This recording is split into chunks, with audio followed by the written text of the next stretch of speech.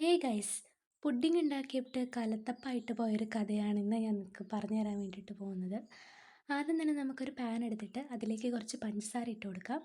അതിനുശേഷം അത് ചെറുതായിട്ടൊന്ന് മെൽറ്റായി വരുമ്പം അതിലേക്ക് കുറച്ച് വെള്ളം ഒഴിച്ചിട്ട് നല്ലപോലെ ക്യാരമലൈസ് ചെയ്തെടുക്കണം. ഇവിടെയായിരുന്നു അത് കലത്തപ്പമാകാൻ വേണ്ടിയിട്ടുള്ള ആദ്യത്തെ ചവിട്ടുപടി എന്ന് പറയുന്നത്. സംഭവം വെള്ളം കുറച്ച് കുറഞ്ഞു പോയി. അതുകൊണ്ട് സംഭവം നമ്മളത് ഈ പാത്രത്തിനകത്ത് ഒഴിച്ചപ്പോൾ കുറച്ച് കട്ട പിടിച്ചു പോയി.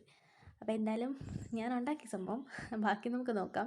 അതിനുശേഷം നമുക്കൊരു മിക്സിയുടെ ജാർ എടുത്തിട്ട് അതിലേക്കൊരു 10 മാരിഗോൾഡും ഒരു ഡാർക്ക് ഫാൻറ്റസിയും 1 ടീസ്പൂൺ ഓട്സും 2 ടീസ്പൂൺ കണ്ടൻസ്ഡ് മിൽക്കും ഒരു മുട്ടയും കൂടെ ഒഴിച്ച് ആവശ്യത്തിന് പാലും കൂടി ഇട്ടിട്ട് നല്ലപോലെ അടിച്ചെടുക്കണം.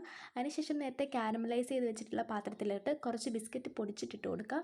പിന്നെ നമ്മൾ നേരത്തെ അടിച്ചു വെച്ച ആ മിക്സ് ജസ്റ്റ് ഒന്ന് അരിച്ചിട്ട് ആ പാത്രത്തിലോട്ട് ഒഴിച്ചിട്ട് ഒരു 30 മിനിറ്റ് ഒന്ന് ആവിയിൽ വേവിച്ചെടുക്കണം.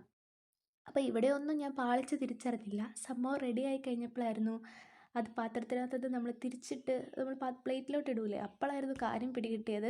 സംഭവം ഷുഗർ മര്യാദയ്ക്ക് കാരമലൈസ് ആവാത്തതുകൊണ്ട് തന്നെ അത് മുകളിൽ കട്ട പിടിച്ച് പാത്രത്തിൽ കുറച്ച് കട്ട പിടിച്ചിരുന്നു. അതുകൊണ്ട് തന്നെ മുകൾ ഭാഗത്ത് നിന്ന് ഇങ്ങനെ ഒഴുകി വരുന്നൊരു സംഭവമൊന്നും ഉണ്ടായില്ല. എന്തായാലും ഒരു കലത്തപ്പം മോഡൽ വന്നു. കുറച്ചും കൂടെ മിക്സും കൂടെ വേണമായിരുന്നു, അതുകൊണ്ടാണ് ഇത് ചെറുതായിട്ടിരിക്കുന്നത്. പക്ഷേ ടേസ്റ്റ് ഉണ്ടായിരുന്നു സംഭവം. അത്യാവശ്യം നല്ല ടേസ്റ്റ് ഉണ്ടായിരുന്നു.